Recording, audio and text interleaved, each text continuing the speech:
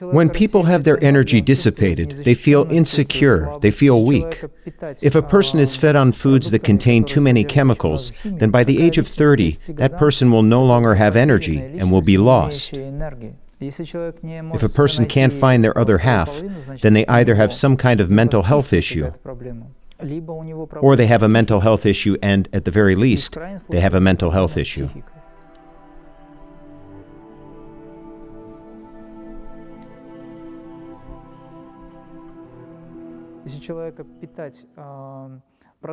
If a youngster is fed food that is high in chemicals, the child will involuntarily try to release the tension that is built up inside.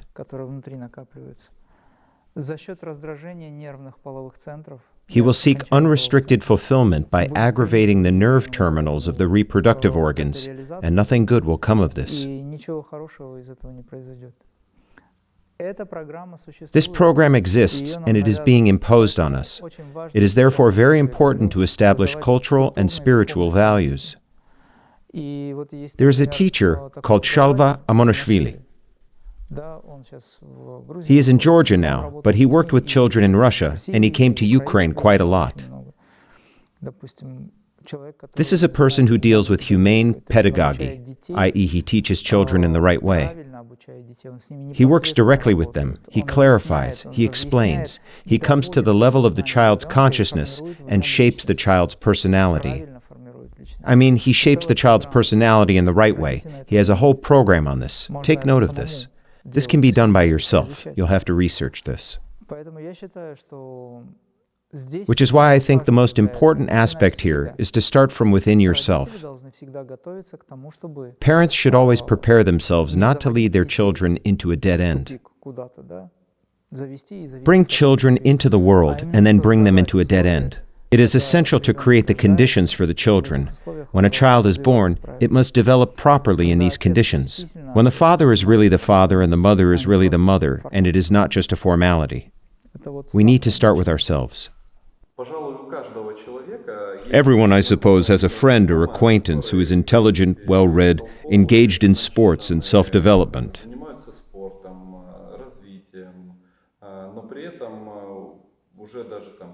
However, even at the age of 30 or 35, they do not have a good family relationship.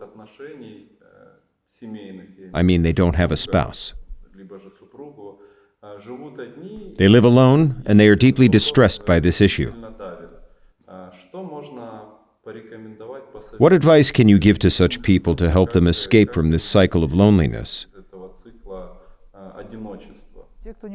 For those who can't find a match, I say this. It's all quite simple. A woman should nurture a woman's energy, and a man should nurture a man's energy.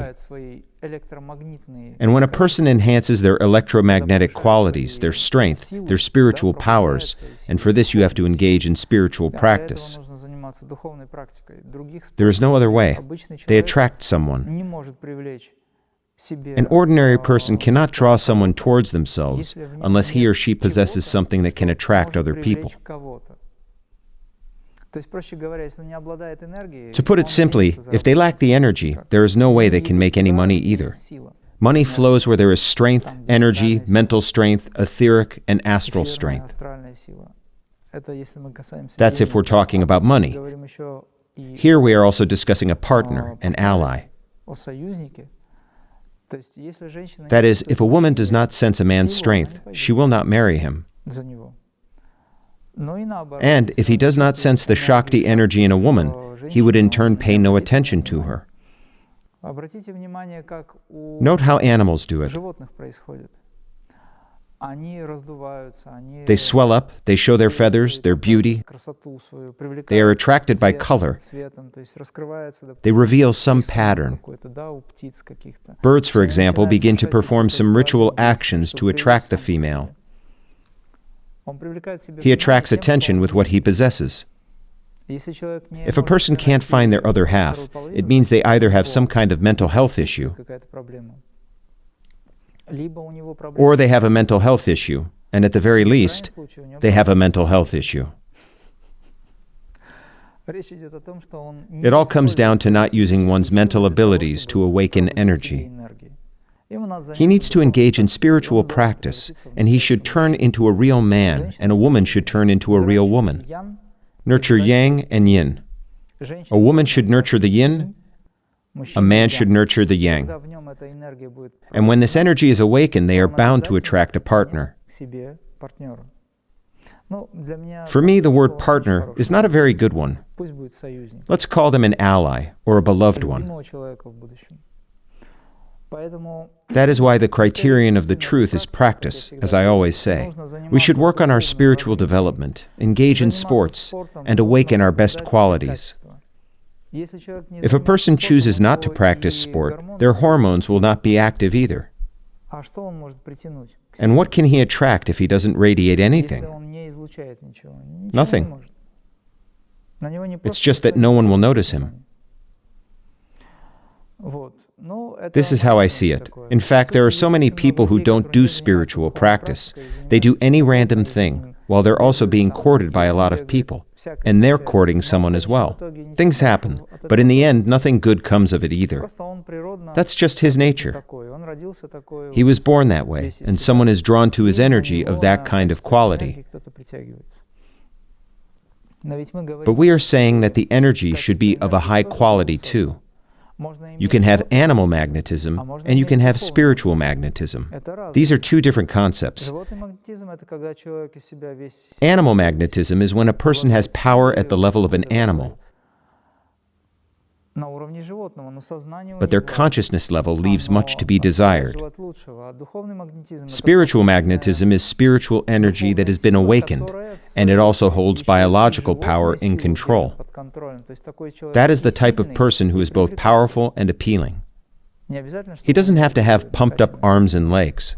It's all about inner strength. Many people are aware of this. People follow just such a person, first of all.